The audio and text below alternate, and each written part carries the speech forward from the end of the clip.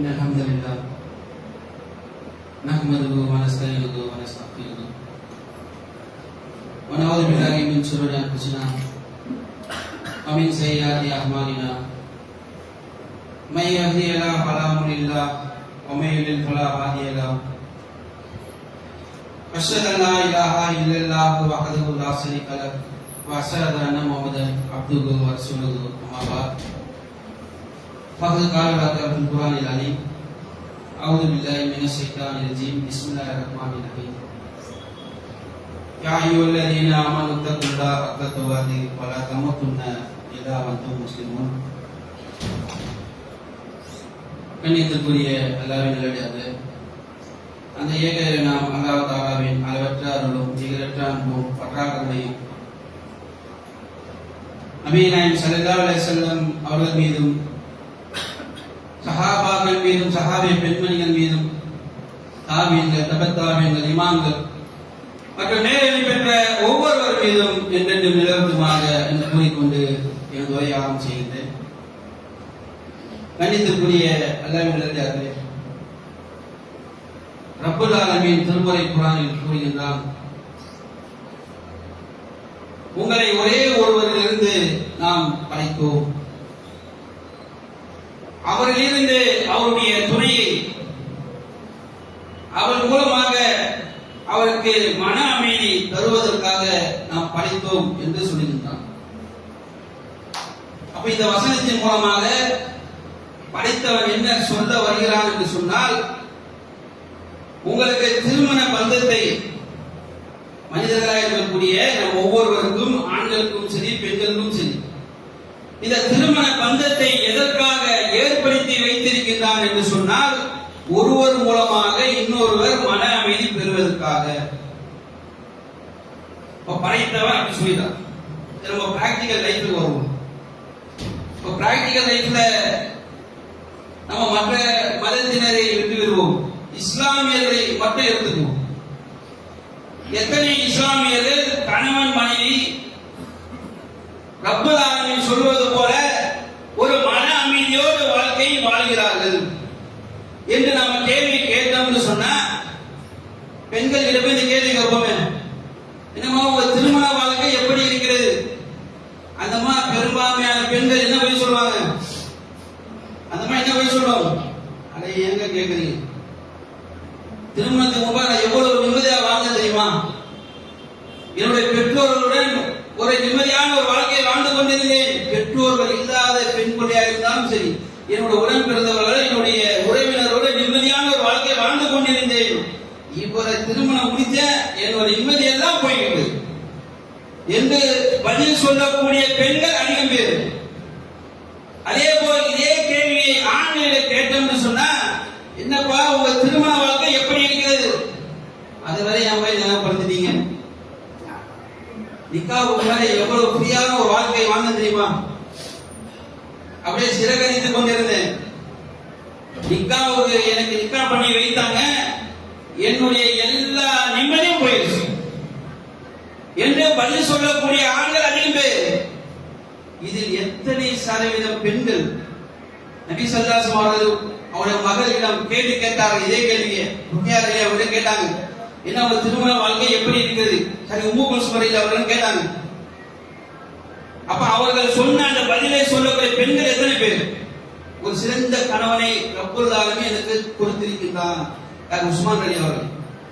ஒரு சிறந்த ஒரு வாழ்க்கையை அல்லாஹ் எனக்கு அமைத்து கொடுத்திருக்கிறான் என்று சொல்லக்கூடிய பெண்கள் எத்தனை சதவீதம் இருப்பாங்க? இல்லை, ஆண்களிலும் சரி, ஒரு சிறந்த ஒரு மனைவி அல்லாஹ் எனக்கு அமைச்சு கொடுத்திருக்கிறாங்க, எந்த ஒரு நிம்மதியான வாழ்க்கை நான் வாழ்ந்துட்டு இருக்கேன் தெரியுமா என்று பதில் சொல்லக்கூடிய ஆண்கள் எத்தனை சதவீதம் பேர் இருப்பார்கள்? 100 வாய்ப்பே இல்லை. 100 ஒரு 50% அதற்கும் வாய்ப்பு இல்லை. ஒரு 30 ஜஸ்ட் பாஸ் 35 சொல்லுவேன், அதற்கும் வாய்ப்பில்லை. சொற்பத்திலும் சொற்பமான நபர்கள் தான் எங்களுடைய திருமண வாழ்க்கை நிம்மதியான ஒரு வாழ்க்கையை வாழ்ந்து கொண்டிருக்கின்றோம் என்று பதில் சொல்லக்கூடியவர்களாக இருப்பார்கள். இதுதான் பிராக்டிகல் லைஃப். ஆனா படைத்தவன் என்ன சொல்றான்னு சொன்னா, உங்களுக்கு அதில் மன அமைதி கிடைக்கும்.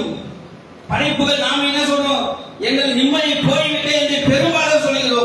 படைத்தவனிடம் ஒரு காலம் தவறு இருக்காது. அப்ப எங்க தவறு இழைக்கிறான்னு சொன்னால் அந்த திருமண பந்தம் இணையக்கூடிய விஷயங்களில் பெரும்பாலும் தவறு இழைக்கிறார்கள். இதான் நபி நாயகம் ஸல்லல்லாஹு அலைஹி வஸல்லம் அவர்கள் சொன்ன விஷயம். 4 விஷயத்திற்காக திருமணம் முடிக்கப்படுகிறது. புகழுக்காக, பணத்திற்காக, அழகிற்காக, நல்லொழுக்கத்திற்காக. இது நல்லொழுக்கம் உடையவரையே தேர்வு செய்து கொள் என்று நபி நாயகம் ஸல்லல்லாஹு அலைஹி வஸல்லம் அவர்கள் சொல்லியிருக்கிறார்கள்.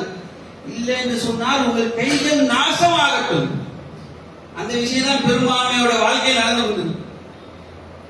சரிபா, நாங்க தெரியாம இது போல செய்துட்டோம், விவரம் தெரியாது, நிக்காது போல முடிச்சுட்டோம். இப்போ முதல் கோணல் முற்றும் போனதா எங்களுக்கு என்று சொன்னால் ஒரு காலம் இல்லை சகோதரர்களே. இஸ்லாத்தை பொறுத்தவரைக்கும் முதல் கோணல் முற்றும் போனதே இல்லை. அதை சரி செய்ய ரப்பல் ஆலமீன் நமக்கு வாய்ப்பளித்திருக்கின்றான். யார் மூலமாக? அல்லாஹ்வுடைய தூதர் ஸல்லல்லாஹு அலைஹி வஸல்லம் அவர்கள் மூலமாக. மனிதன் எப்படி வாழ்ந்து காட்ட வேண்டும் என்று அழகிய முறையில் அல்லாஹ்வுடைய தூதர் ஸல்லல்லாஹு அலைஹி வஸல்லம் அவர்கள் வாழ்ந்து காட்டியிருக்கிறார்கள், நமக்கு சொல்லி தந்திருக்கிறார்கள். அப்ப அந்த வகையில சஹாபாக்களும் சரி, இஸ்லாத்துக்கு மாற்றமான முறையில் நிக்கா முடித்த சஹாபாக்கள் இருக்கத்தான் செய்தார்கள். இஸ்லாத்திற்கு வந்துவிட்ட பிறகு அவர் என்ன செய்தாங்க? இஸ்லாத்தை படித்தார்கள்.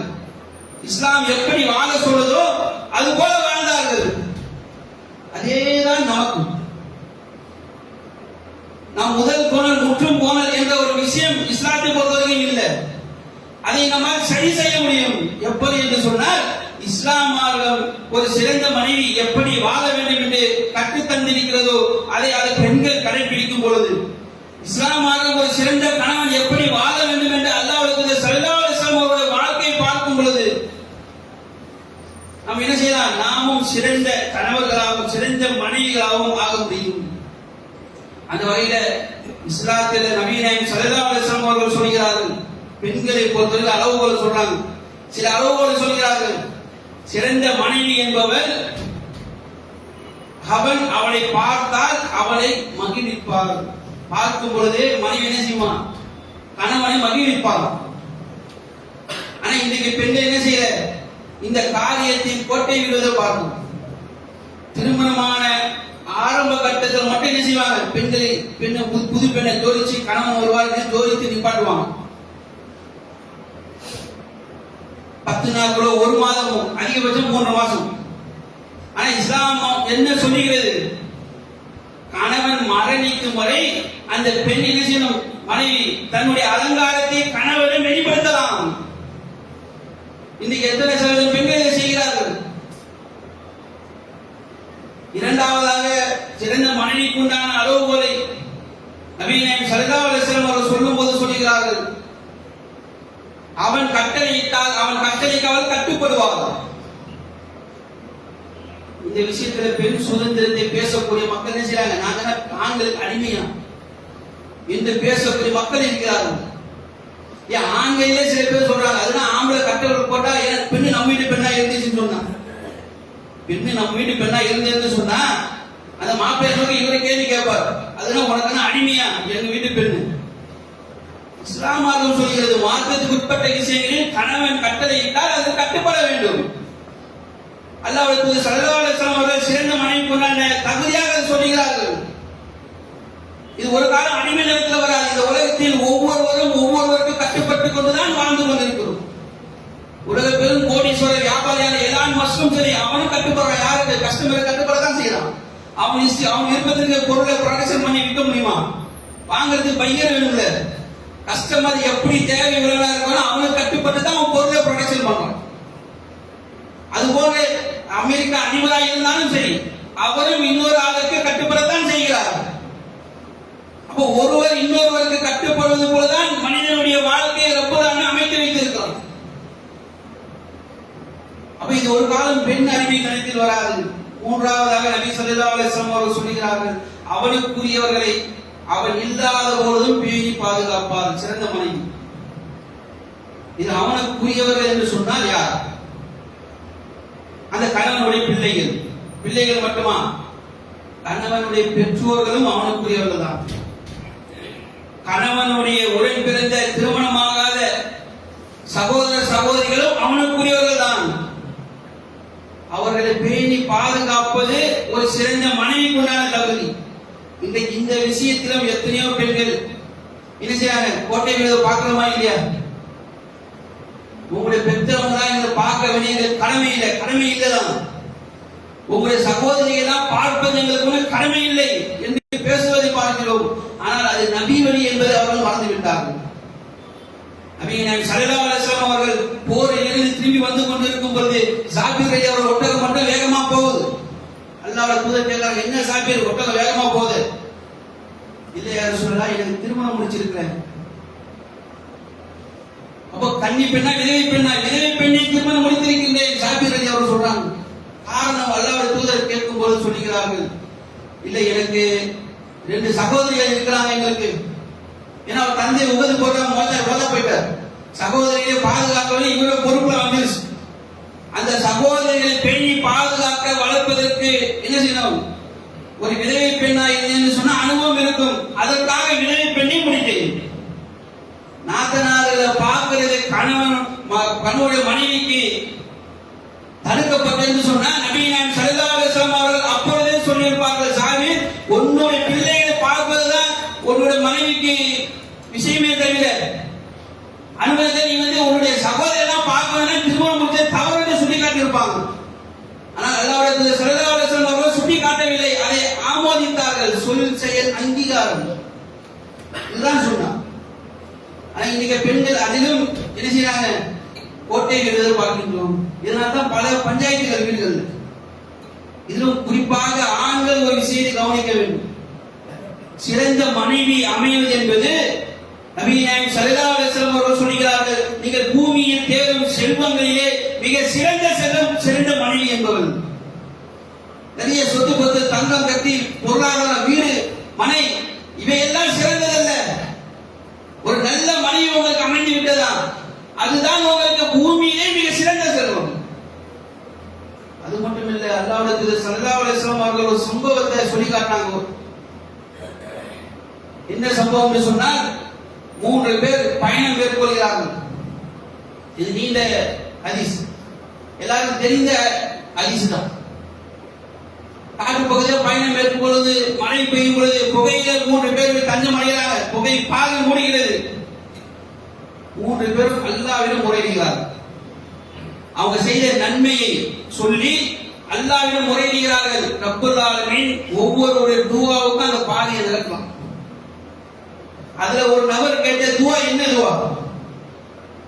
அல்லாஹ், என்னுடைய பெற்றோர்களுக்கு நான் எப்பொழுதும் செய்வேன், பாலை கலந்து கொண்டு வருவேன்.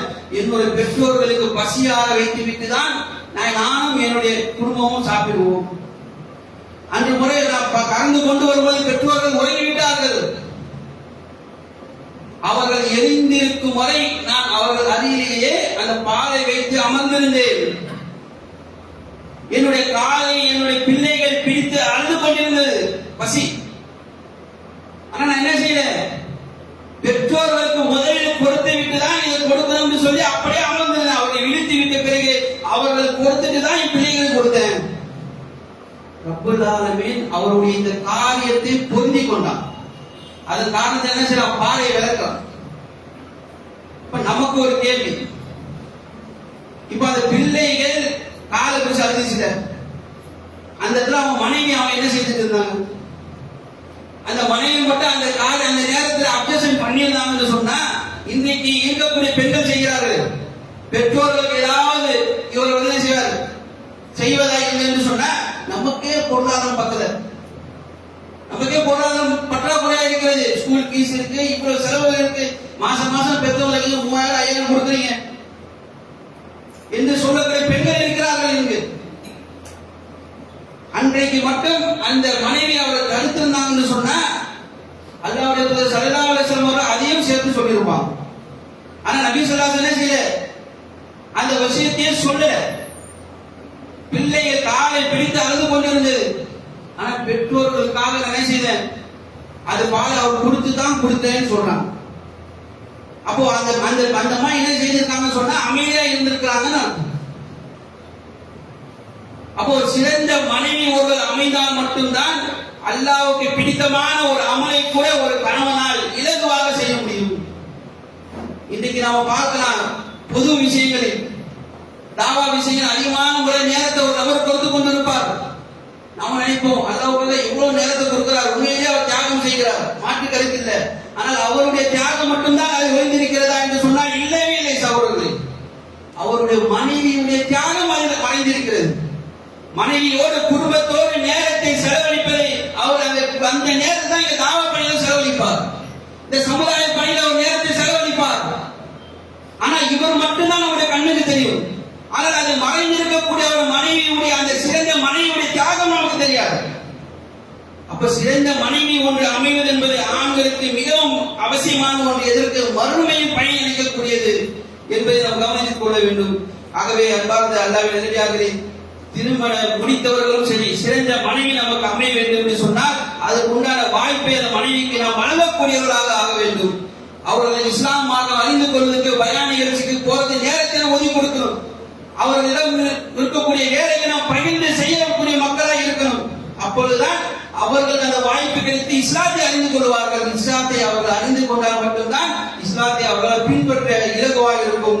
அப்பேற்பட்ட வாய்ப்பை வழங்கக்கூடிய ஆண்களாக நம் ஒவ்வொருவரும் ரப்பல் ஆலமீன் ஆக்கி அருள் புரிவானாகவும், அதே போல சிறந்த மனைவியாக உருவாகுவதற்கான பெண்களையும் ரப்பல் ஆலமீன் ஆக்கி அருள் புரிவானாகவும் துஆ செய்தவனாக முதல்வரை நிறைவு செய்கிறேன்.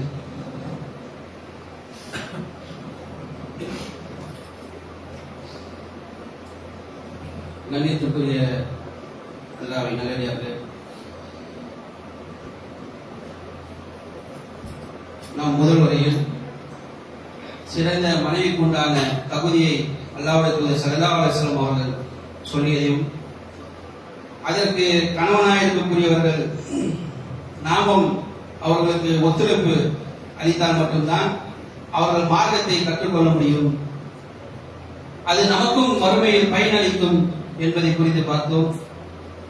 இரண்டாவதாக ஒரு சிறந்த கணவன் எப்படி இருக்க வேண்டும் என்று சொல்லி அல்லாஹ்வின் தூதர் ஸல்லல்லாஹு அலைஹி வஸல்லம் அவர்கள் நமக்கு சொல்லியும் தந்திருக்கிறார்கள், வாழ்ந்தும் காட்டியிருக்கிறார்கள். நபிகள் நாயகம் ஸல்லல்லாஹு அலைஹி வஸல்லம் அவர்கள் சொல்கிறார்கள், பூமியில் சிறந்தவர், உங்களில் சிறந்தவர் யார் என்று சொன்னால் உங்கள் மனைவியரில் எவர் சிறந்தவரோ அவரே உங்களில் சிறந்தவர். இந்த ஏரியால இவன் நல்ல மனுஷன் அப்படி பேர் எடுப்பது பெரியதல்ல, இல்ல வேலை செய்யக்கூடியதில் ரொம்ப அருமையான மனுஷங்க என்று பேர் எடுப்பது பெரியதல்ல.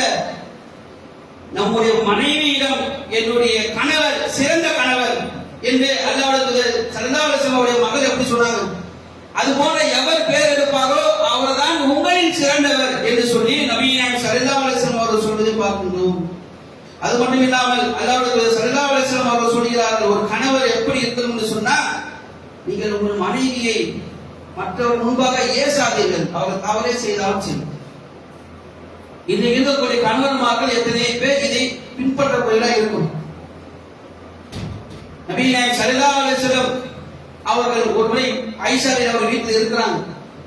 இருக்கும் பொழுது அன்னை ஆயிஷா ரலி அவர்கள் தான் இந்த ஹதீஸ் அறிவிக்கிறாங்க, இன்னொரு மனைவியுடைய வீட்டிலிருந்து உணவுப் பொருள் வந்தது, அது என்னுடைய குறை, அல்லாஹ்வுடைய என் வீட்டில் இருந்தாங்க, அவங்களுடைய முறைன்னு சொன்னா அவங்களுடைய உணவு தான் நபி ஸல்லல்லாஹு அலைஹி வஸல்லம் சாப்பிடுவாங்க. ஆனா இன்னொரு மனைவி என்ன செய்யறாங்க, இவங்க உணவு கொடுத்து அனுப்புறாங்க. எனக்கு ரோஷம் வந்து விட்டது. ஆயிஷா ரலி அவர்கள் சொல்கிறார், நான் என்ன செய்தேன், அந்த அவங்களுடைய அடிமை பெண் உணவை தரும் பொழுது அந்த இதுவை பார்த்தது வாங்குவது போல பாவலா செய்து கீழே விட்டுட்டேன், கீழே விழுந்துருச்சு. இதை பார்த்து கொண்டிருந்த அல்லாஹ்வுடைய ஸல்லல்லாஹு அலைஹி வஸல்லம் அவர்கள் என்ன செய்யல, மனைவியை 4 பேர் முன்பாக ஏசல, திட்டல. இன்னைக்கு நம்மில் பெரும்பான்மையான ஆண்கள் செய்யக்கூடிய தவறு இது. நம்முடைய மனைவி, தன்னுடைய மனைவிக்கு பிடிக்காத ஒருவர் நம்முடைய சொந்தத்தில் இருப்பாங்க, அவங்க வீட்டுல ஏதாவது ஒரு பொருள் வந்து இது போல எதர்ச்சியா கீழே விழுந்தாலும் சரி, நீ வேணும்ட்டு தான் அதை கீழே போட்ட, உங்களை ஆவாதுன்னு சொல்லிட்டு வேணும்ட்டே இதை செய்தா என்று சொல்லி சண்டை பிடிக்கக்கூடிய ஆண்கள் அதிகம் பேர். ஆனால் அல்லாஹ்வுடைய ஸல்லல்லாஹு அலைஹி வஸல்லம் அவர்கள் என்ன செய்தாங்க என்று சொன்னார், நேரா போய் அதை கீழே விழுந்த அந்த உணவை அவர்கள் சேகரித்தார்கள். என்ன ஆயிஷா உணவை கீழே போட்ட என்று என்னை சொல்லிவிட்டு அவர்களும் சேர்ந்த என்ன செய்தாங்க, அந்த உணவை சேகரிக்க வைக்கக்கூடியதாக இருந்தார்கள் என்பதை பார்க்கின்றோம். அப்ப இதுதான் நபிகள் நாயகம் ஸல்லல்லாஹு அலைஹி வஸல்லம் காட்டி தந்த வழிமுறை. எந்த ஒரு சூழ்நிலையும் சரி நபிகள் நாயகம் ஸல்லல்லாஹு அலைஹி வஸல்லம் அவர்கள் தன்னுடைய மனைவியை விட்டு கொடுக்க மாட்டார்கள். அதுக்கு இன்னொரு சம்பவம் சாட்சி. ஆயிஷா ரலியல்லாஹு அவர்கள் சொல்கிறார்கள், ஒரு முறை அல்லாஹ்வுடைய தூதர் ஸல்லல்லாஹு அலைஹி வஸல்லம் அவர்கள் என்ன செய்றாங்க, அபூபக்கர் ரலியல்லாஹு அவர்கள் என்ன செய்றாங்க, என்னுடைய வீட்டு பக்கமாக நடந்து வந்தாங்க, மகளுடைய வீட்டு பக்கமாக நடந்து வராங்க. அபூபக்கர் ரலியல்லாஹு அவர் உள்ள இருந்து பார்த்தோம்னு சொன்னா ஆயிஷா ரலியல்லாஹு அவருடைய சத்தம் அதிகமா கேட்குது. இவங்க பார்க்கற தன்னோட மகன் இன்னைக்கு இந்த அளவுக்கு சத்தமா யார்கிட்ட பேசுறாங்க, உள்ள போய் பார்த்தோம்னு சொன்னா அங்க நபி நாயகம் ஸல்லல்லாஹு அலைஹி வஸல்லம் அவர்கள் அமைதியாக அமர்ந்திருப்பாங்க. இதை பார்த்து அபூபக்கர் ரலியல்லாஹு அவர்களுக்கு கடுமையான கோபம்.